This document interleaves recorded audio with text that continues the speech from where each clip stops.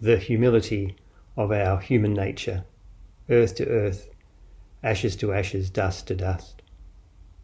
Hi, I'm Warren, the rector here at St Columba's. Glad you could join me for my message of the day.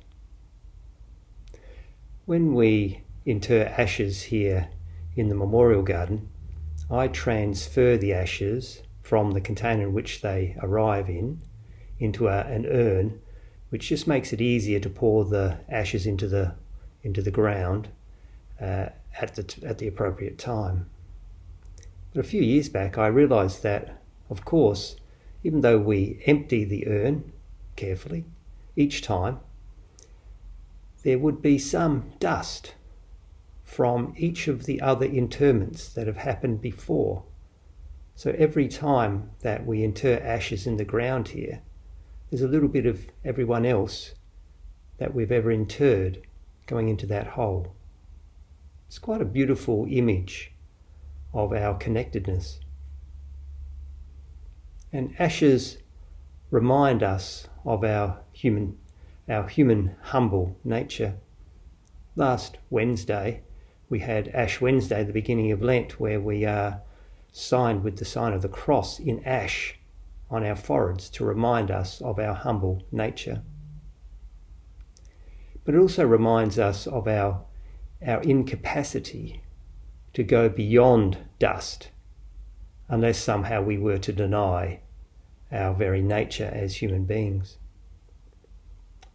But because God humbly became human in Jesus, died and rose again, the ashes continue to speak of our incapacity, while at the very same time pointing to God's power of resurrection.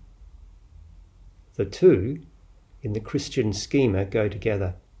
Our humble nature in the ash with God's humility in becoming human, dying on a cross and rising from the dead.